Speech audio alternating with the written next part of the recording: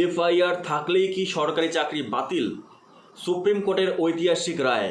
মিথ্যে মামলা বনাম সরকারি চাকরি, সুপ্রিম কোর্টের নতুন নিয়ম। নমস্কার বন্ধুরা, আমাদের মধ্যে অনেকেই দিনরাত এক করে সরকারি চাকরির প্রস্তুতি নিচ্ছেন, কিন্তু হঠাৎ যদি কোনো পারিবারিক বিবাদ, পাড়ার ঝামেলা, শত্রুর জেরে আপনার নামে একটা মিথ্যে এফআইআর হয়ে যায়, তাহলে কি আপনার সরকারি চাকরি পাওয়ার স্বপ্ন চিরতরে শেষ হয়ে যাবে?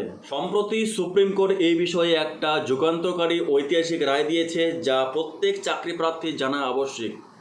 আজকের এই ভিডিওতে আমরা মন গড়া কোনো কথা বলবো না, বরং সুপ্রিম কোর্টের আসল জাজমেন্ট, সত্যতা এবং এর পিছনে আসল ঘটনাটি সহজ ভাষায় জানব।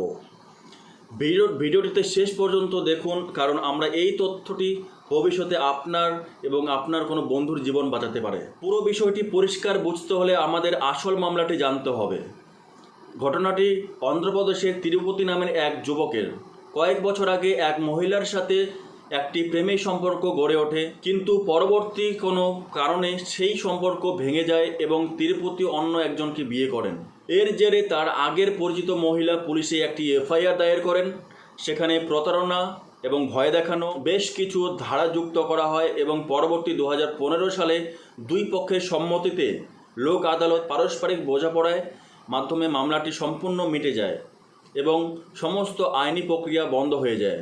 গল্পের টুইস্টটা আসে এরপর।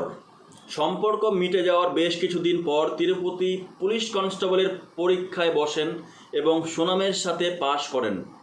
ভেরিফিকেশনের সময় তিনি নিজে থেকেই সততার সাথে তার ওই পুরনো কেসের কথা রিক্রুটমেন্ট বোর্ডকে জানান, কিন্তু পুলিশ রিক্রুটমেন্ট বোর্ড সাফ জানিয়ে দেয়, যেহেতু অতীতের আপনার কোনো এফআইআর হয়েছিল, তাই মামলা মিটে গেলেও সরকারি চাকরি দেওয়া যাবে না, অর্থাৎ তার নিয়োগ বাতিল করা হয়।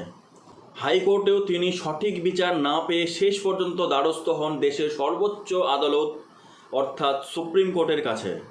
সুপ্রিম কোর্ট এই মামলার শুনানিতে অত্যন্ত গুরুত্বপূর্ণ এবং বাস্তবসম্মত কিছু পর্যবেক্ষণ দিয়েছে, যা আমাদের সমাজ ব্যবস্থার জন্য দারুণ একটা বার্তা। সুপ্রিম কোর্ট পরিষ্কার জানিয়েছেন, একতরফা চাকরি বাতিল নয়, শুধুমাত্র অতীতে কোনো মামলা বা এফআইআর হয়েছিল এই অজুহাতে কোনো যোগ্য প্রার্থীকে সরকারি চাকরি থেকে বঞ্চিত করা যাবে না। মামলার গুরুত্ব দেখতে হবে। নিয়োগ কর্তৃপক্ষকে বা রিক্রুটমেন্ট বোর্ডকে অন্ধের মতো সিদ্ধান্ত নিলে চলবে না, তা খতিয়ে দেখতে হবে। মামলার প্রকৃতি কেমন ছিল, অভিযোগের গভীরতা কতটা ছিল এবং সেটি আদৌ প্রমাণিত হয়েছে কিনা। আপোষ মানেই অপরাধী নয়। অনেক সময় মানুষ বছরের পর বছর আইনি জটিলতা এড়াতে লোক আদালতে আপোষ মীমাংসা করে নেন বা সেটেলমেন্ট করে নেন। এর মানে এই নয় যে অপরাধ স্বীকার করে নিয়েছে বা সে অপরাধী। সম্পর্ক ভাঙা মানে প্রতারণা নয়। সুপ্রিম কোর্ট আরও বলেন যে বর্তমান যুগে প্রাপ্তবয়স্কদের মধ্যে প্রেমের সম্পর্ক হওয়াটা স্বাভাবিক, কিন্তু সব সম্পর্ক তো আর বিয়ে পর্যন্ত পৌঁছায় না।